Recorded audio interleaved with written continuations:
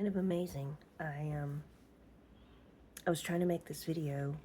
A friend of mine asked me, well, what really do you do with tarot? Are you trying to predict the future? Are you um, giving friends advice? And, what really do you do with tarot? And I wanted to make this video just because that was like, a question that I feel like I've probably answered, but obviously that just needs to be reevaluated on a regular basis. So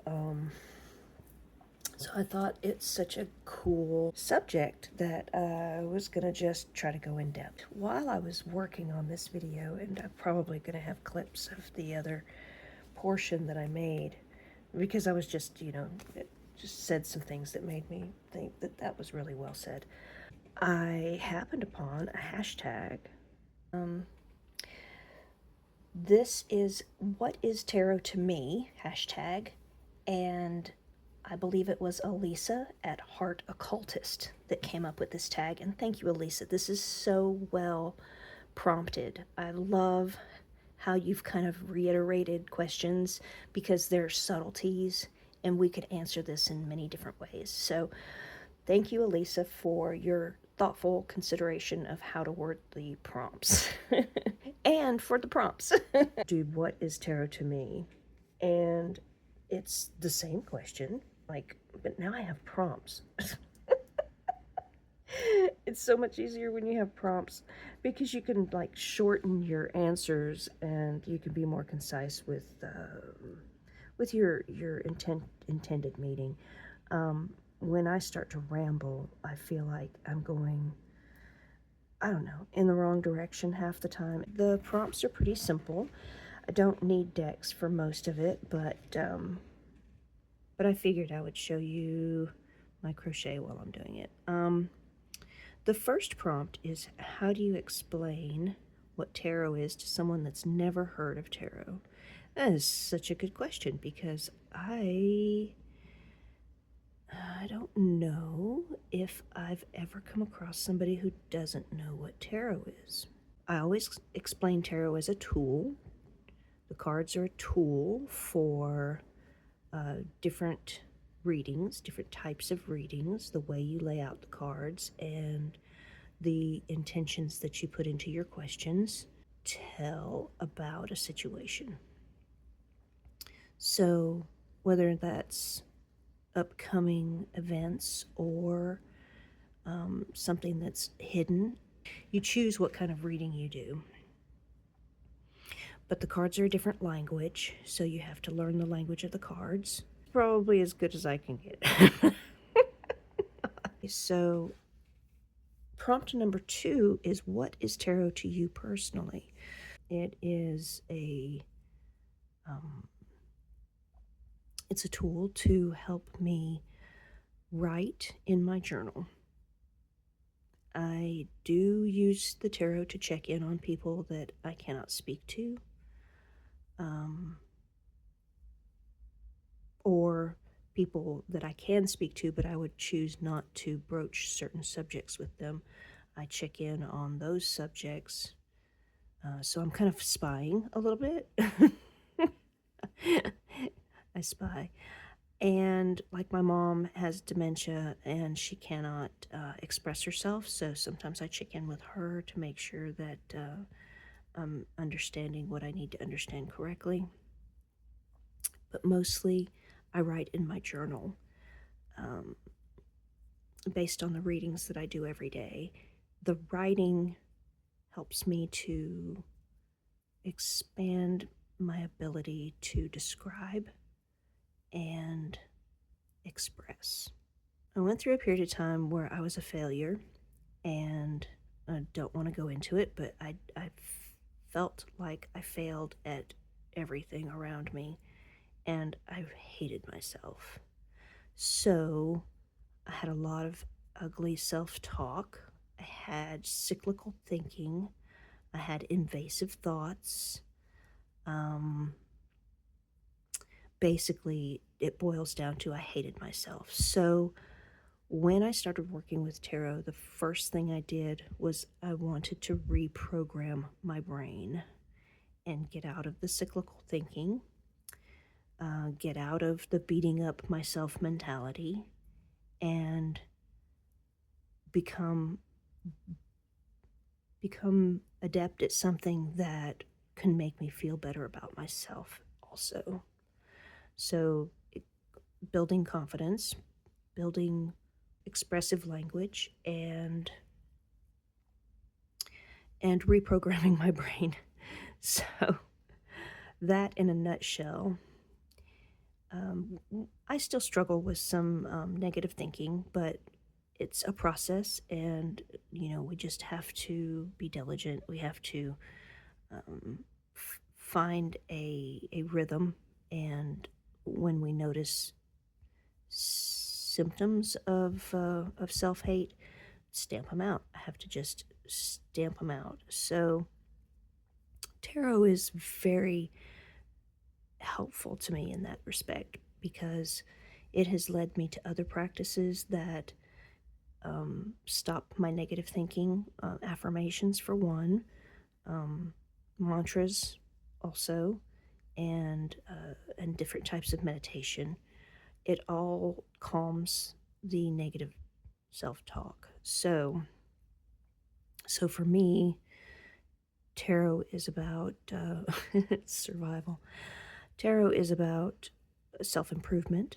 How did you learn to read the cards? Well, I touched on it a second ago when I was in college. I got the Hanson Roberts deck, and it was a kit at the time. I've seen the kits online still.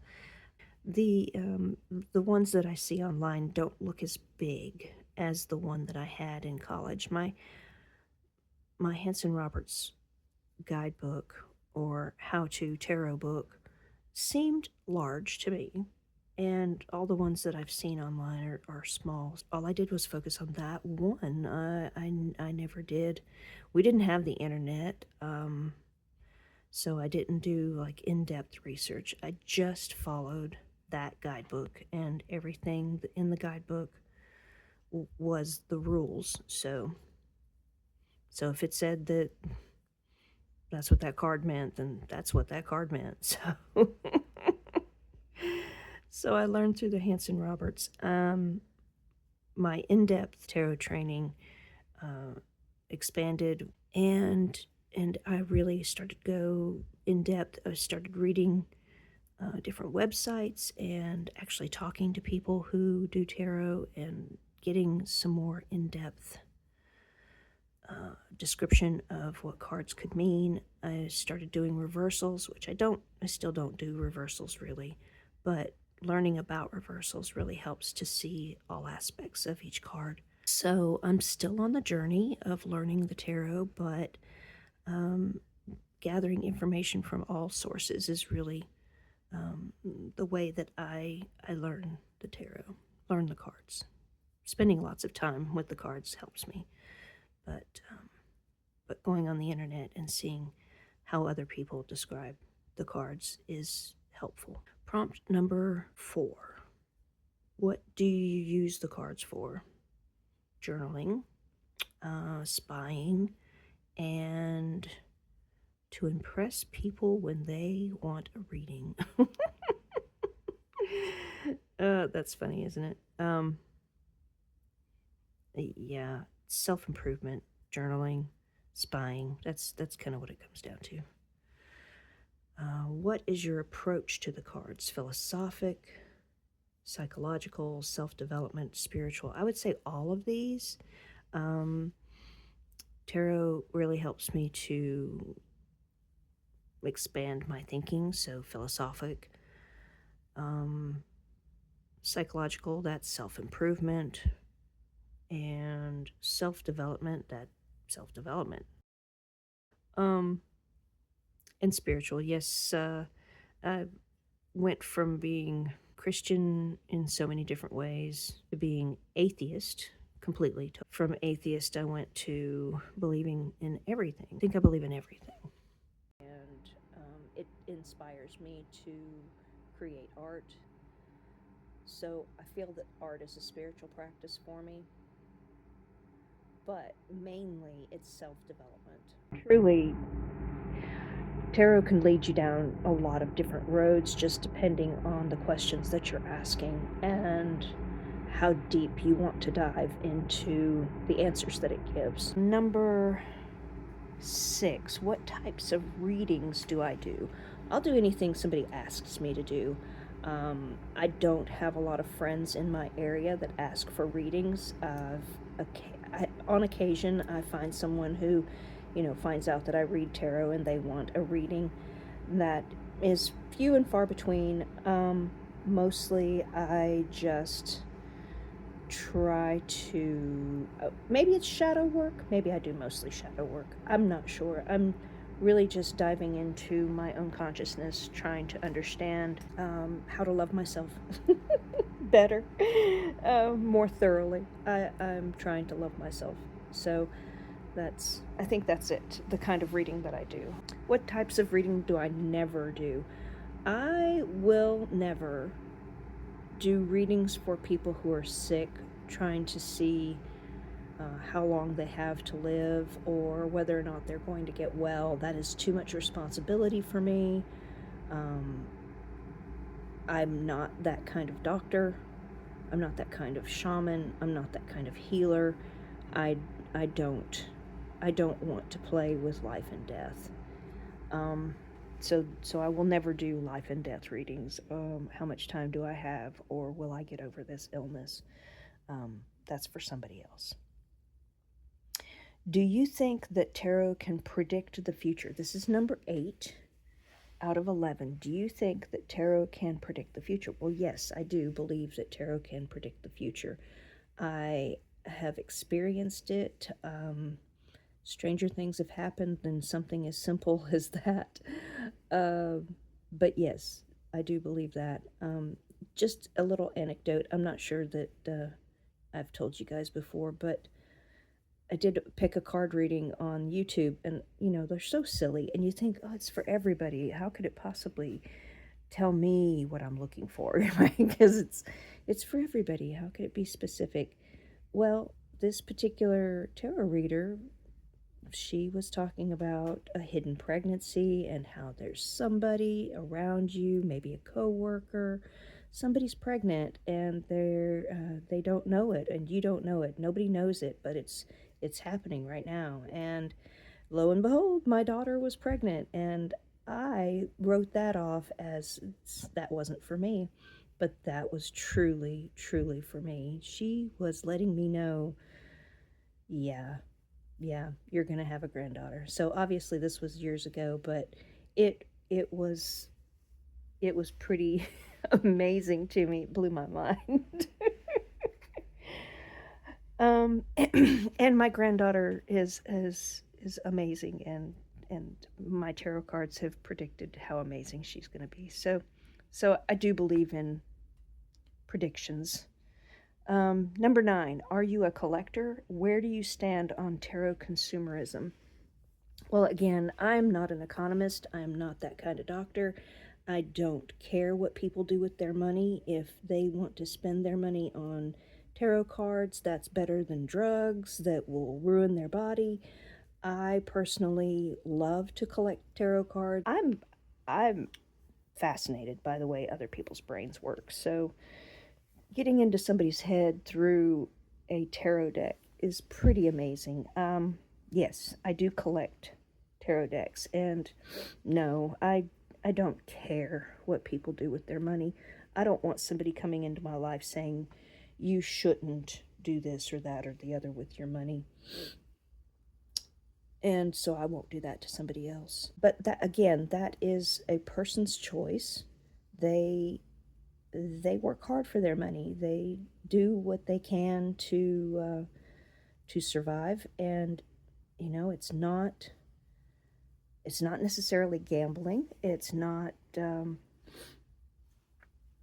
necessarily bad for their health. I think tarot is probably as close to books as something you can spend your money on, and why would I deny somebody the joy of finding wonderful decks to incorporate into their lives? I don't know.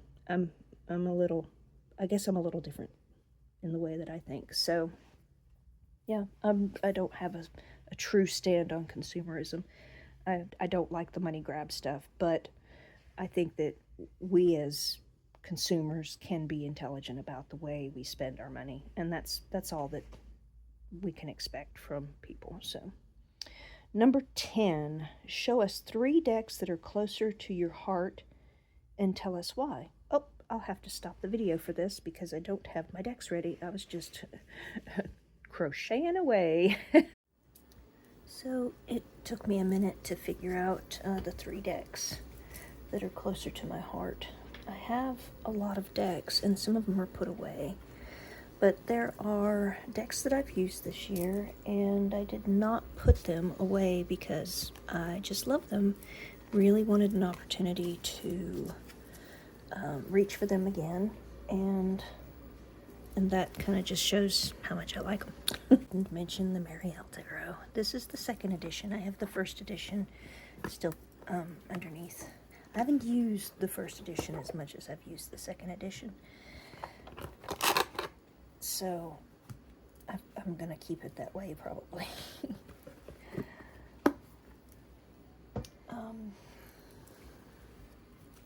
I don't know why this is closer to my heart than anything else. I don't have the kind of reasoning that a lot of people might have for why they like things. I mean, it just speaks to me.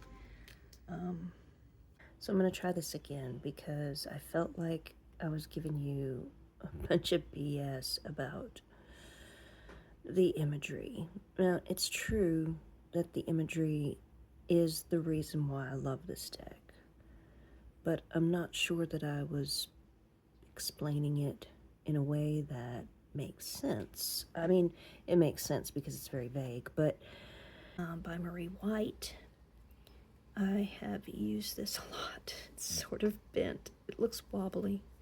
And like I said before, I am a collector, so I was so happy to get the 1st edition. Why do I love this deck? It just keeps surprising me. It just keeps surprising me every time I use it. Oftentimes, when it gives me the most profound readings, it is when I look into the card and see details, and that draws out explanations in my own mind.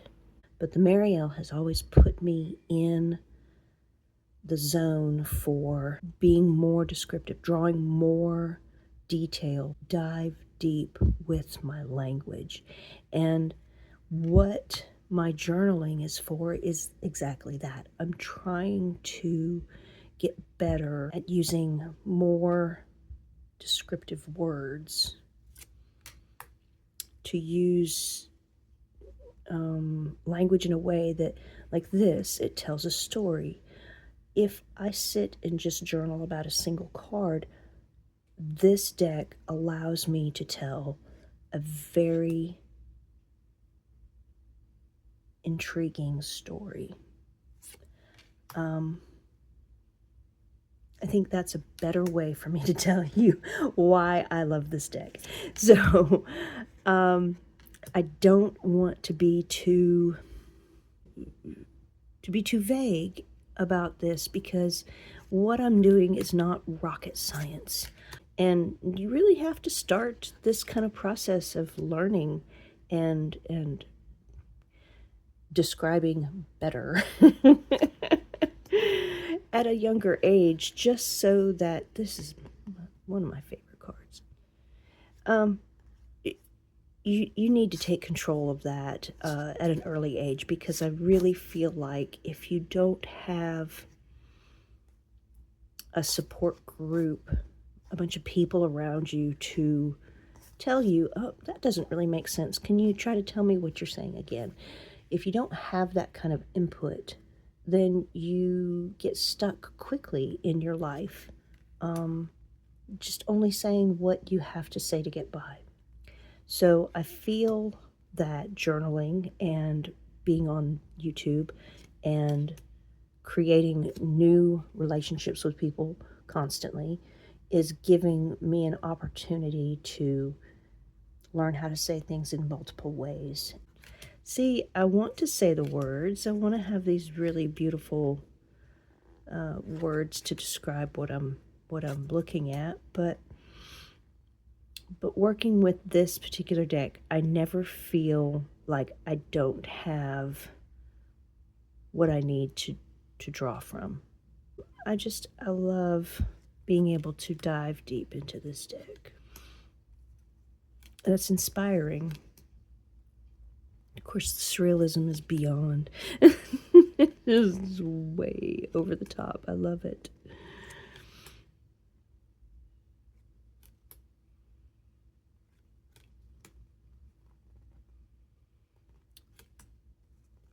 So I hope that I'm able to give a good description of how I feel about this deck when I'm using it.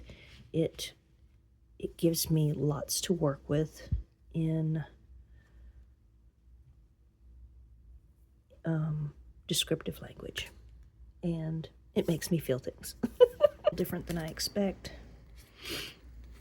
And I don't use it so often that I've memorized anything, so I'm always allowed to be surprised by what I'm reading. So this is the Marielle second edition, and probably will remain my favorite deck of all time, for all time. So the Lila Tarot is definitely number 2. I don't know why. I think, again, I don't have words to explain why I love a deck more than another. It just, I don't know. It just does. It speaks to me, and I feel like if I could express myself as well as these cards, it would look similar to this. Very colorful, but not perfect. Never in my life have I felt perfect, so this is like wonderful, but it's quirky. It's not like Raphael or hello upside down card. So a lot of upside down cards. Yeah, it's not Rembrandt or anything. It's just perfect.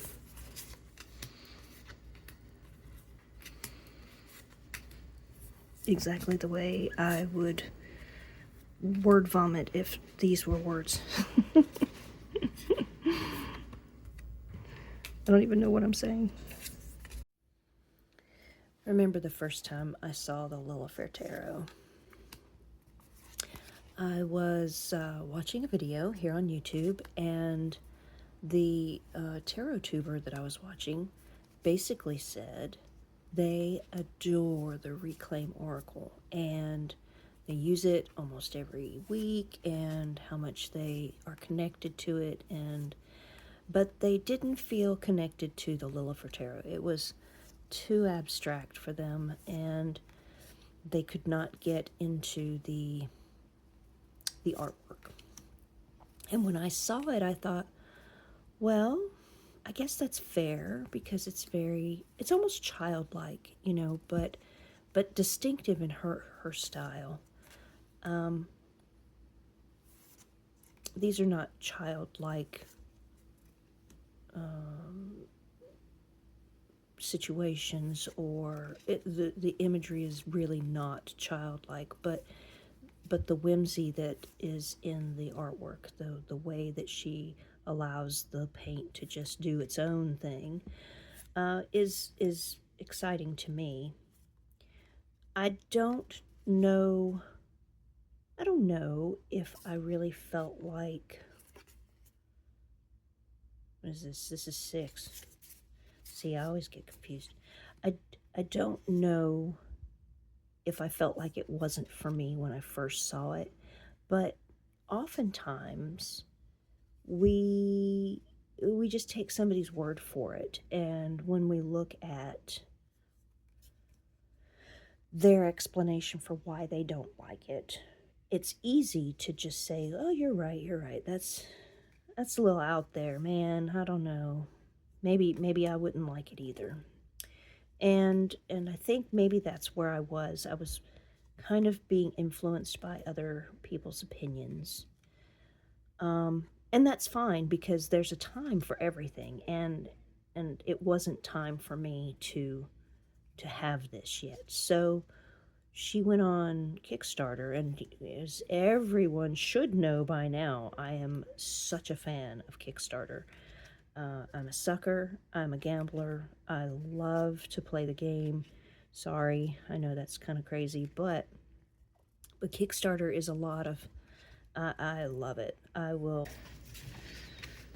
All-time favorite deck, close to my heart, whatever the prompt says.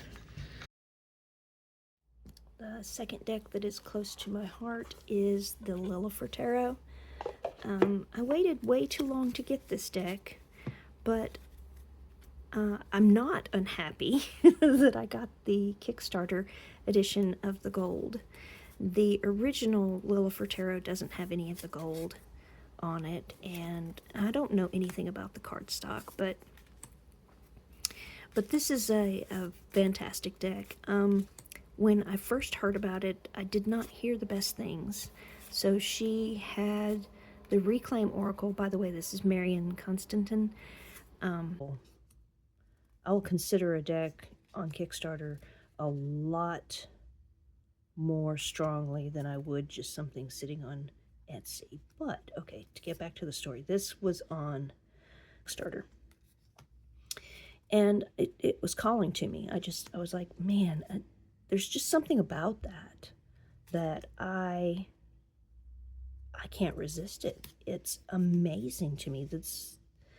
I don't even know what it was, but it was the right time. And inside me, I was being told to go ahead and get this deck. But the kicker was that I didn't have the Reclaim Oracle, and I could not get the Reclaim Oracle at the time.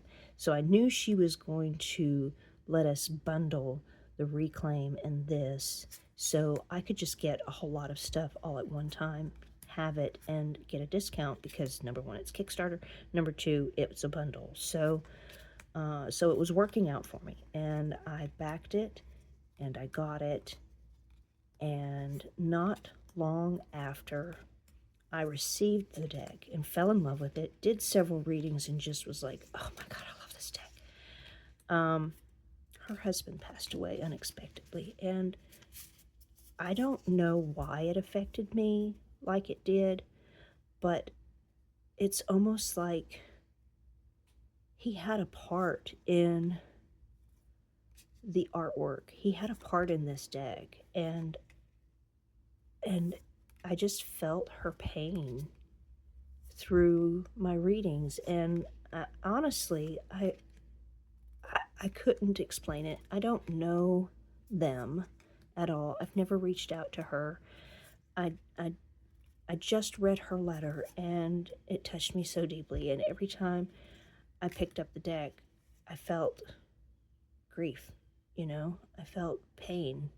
And it's not a bad kind of pain. It's this more connected, kind of we're all a part of each other. And I think that's really where I am with this deck now, is that it reminds me of how connected we are. Every single person, every single thing on the planet. And I have a tiny little seed of that feeling every time I do a reading. The other thing, and this is just a little aside, I like to draw my cards just to give myself practice drawing and to keep my, muscle memory going. And I painted these cards in one of my journals, and it was so fun, and it was a joy to paint and to redo the imagery. I just had such a good time. And even though this is a little bit of a sad deck for me, I feel like it's a good kind of sad. I don't know if you can understand that. It's a grounding kind of sad. It's the kind of sad that makes you feel like, I like to be alive. So the Lillifer Tarot, this is an amazing deck, and I hope that I've given you a good idea of why I love this deck so much. I hope that I can explain things the way my brain seems to think about them.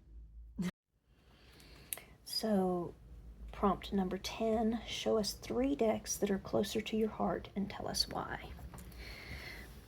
This is the Evidence-Based Magic Oracle deck by Ava Gamyan, I believe. And I'm struggling because I want to have it right here where you can see the cards. I have a very simple reason for this deck being close to my heart. Number 1 is that I get great, like, stories come pouring out of me from each card that I draw. It's a wealth of visual stimulation. I love the cards, but 2, the artist is so kind and lovely. I never expected her to take the time that she did to just chat with me and, you know, ask me how I felt about her painting that she did. I did this on Kickstarter, and so I got a postcard size painting. Like, it's just it was so awesome. I don't have it right here, but it is. It's just, she did a painting, and I got the original. I mean, I got the painting, and she wanted to know how I felt about it. I was just like, really? I mean, you're so good. Like, why do you care what I think? But she does. She cares so much, and she's so sweet. I love this deck because of the imagery, but I also love this deck because the artist is so kind. She's so sweet. Yeah. So this is the Evidence-Based Magic Oracle deck, and I plan on getting Moon Juice sometime. I keep telling her I'm saving my money for it. I'm sorry, I haven't pulled the trigger on it yet. There's so many other things I've got going on, but she is sweet, and I want to support her in all the ways that I can. So, Ava Gunyum. I'm hoping that's correct.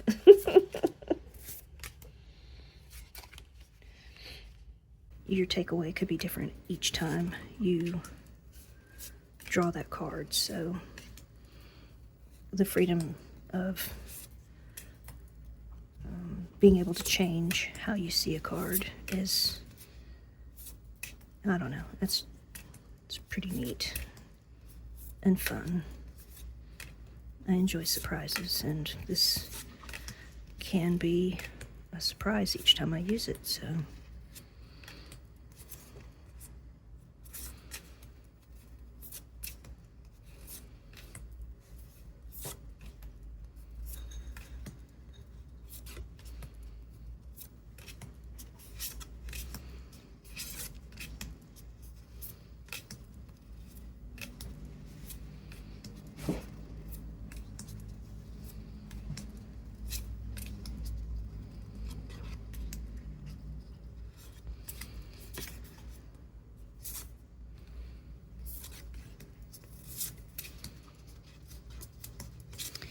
All right, so that's Evidence-Based Magic. It's an oracle, and that's my 3rd deck.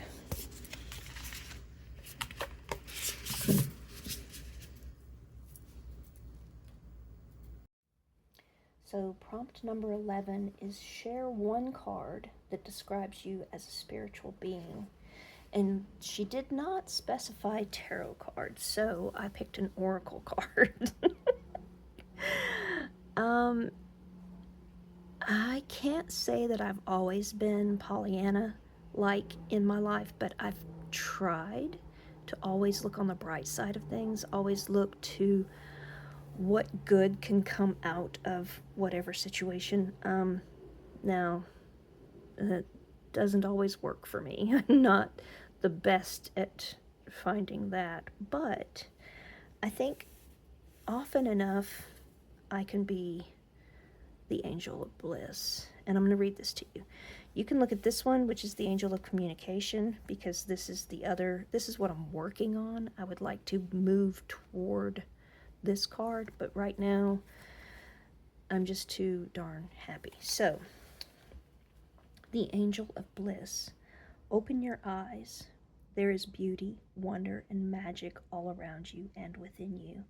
If you sometimes sense a connection and a unity between all people and all things, if you can see magic in a grain of sand, a wildflower, a sunset, or a starry night, if you find meaning in your dreams, in great music and art, and in the kindness of others, if you have always felt that there is more to life than meets the eye, you are a modern mystic lighting the way ahead for others. Allow the angel of bliss to guide and inspire you and foster within you feelings of profound joy and inner peace. The blissful state can feel fleeting, but the more you trust in your inner vision, the more blissful secrets will be revealed.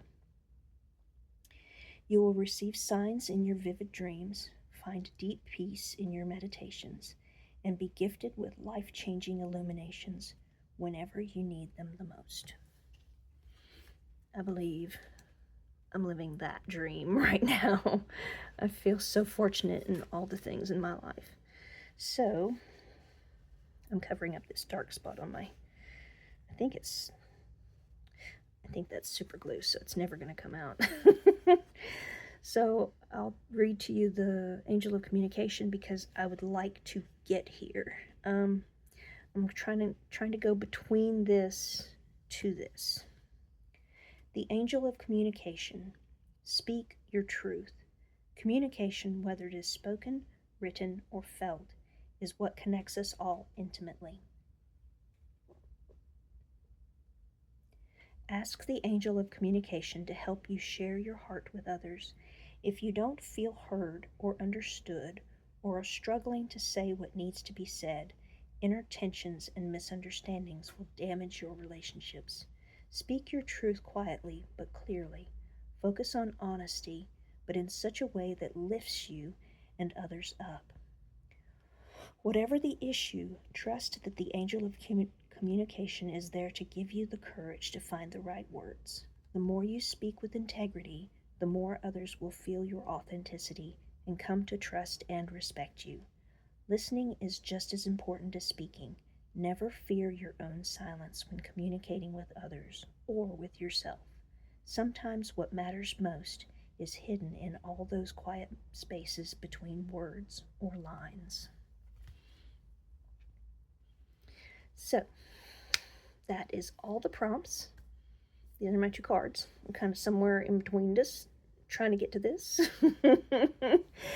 And I guess that's it. Hopefully this answers a lot of questions that I had intended to touch on.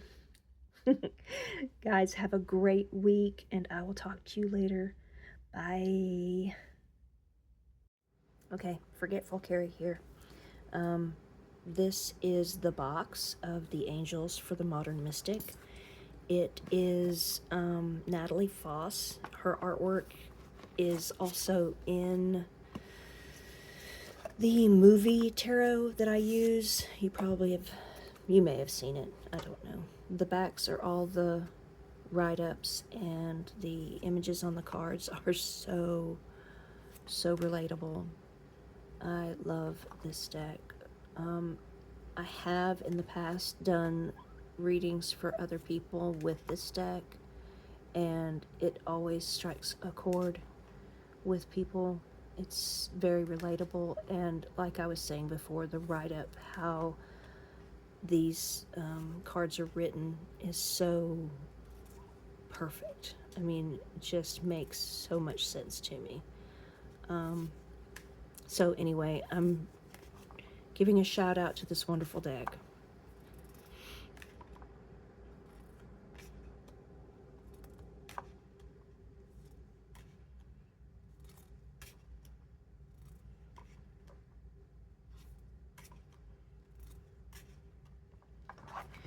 Angels of the for the Modern Mystic.